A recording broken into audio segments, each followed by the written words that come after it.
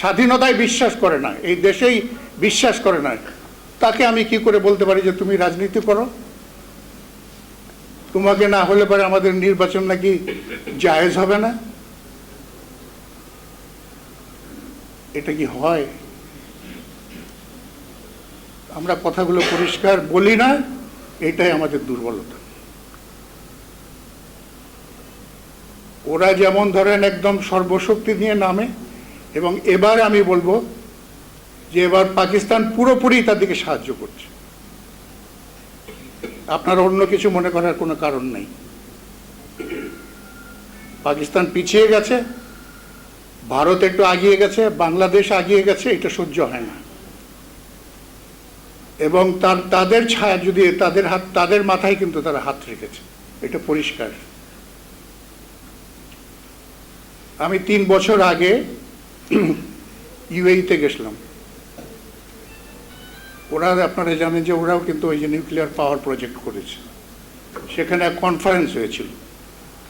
সেই কনফারেন্সে যারা, আমরা তো আমাদের কান্ট্রি পেপার পড়েছি যারা নেতা, তাদেরকে আবার এক ভদ্রমহিলা, উনি যিনি সেকেন্ড ম্যান এই আইএইএর, উনি বললো যে আমার কিছু প্রশ্ন আছে আপনাদেরকে, আপনারা সবার সামনে এই কথাগুলো বলবেন। আমাকে বললো তোমরা একটা গরিব দেশ, তোমরা কোন সাহসে এরকম নিউক্লিয়ার পাওয়ার প্রজেক্টে হাত দিয়েছ? তা আমি এখন তখন লজিক বোঝানোর দরকার নেই, আমি পরিষ্কার বলেছি, দেখো পাকিস্তান আর্মি পৃথিবীতে একটা দুর্ধর্ষ আর্মি হিসেবে তখন নাম করা। আমরা বাঁশের লাঠি নিয়ে ওদিকে পরাজিত করেছি। That spirit lies with us. ভদ্রমহিলা বলে আমার আর প্রশ্ন নাই। এখন পাকিস্তানেরও তো একজন ছিল ওখানকার লিডার, নেতা, উনি পরে ওনার সাথে, মানে আমরা বাদশার সাথে দেখা করতে গেলাম, আমার পাশে বসা। তো ভদ্রলোক হলো আবার ওই যে আপনার নিউক্লিয়ার সায়েন্টিস্ট, উনি হলেন ওখানকার নিউক্লিয়ার প্রজেক্টের, উনি হলেন চিফ। বসে কথাবার্তা বলছি, তারপরে যাকে আমি যেহেতু সায়েন্টিস্ট মানুষ, আমি দু একটা কথাও বললাম তার সাথে। পরে আমরা ফিরে আসার পরে আপনার খাওয়ার জন্য ওই যে আপনার বুফেতে দেখলাম আমার পিছনে এসে সে দাঁড়িয়েছে থালা নিয়ে। তো যাক, তারপরে ওই করে মানে যার যার মতো নিয়ে আমরা একটা রাউন্ড টেবিলে বসলাম, দেখি আমার পাশে এসে বসেছে।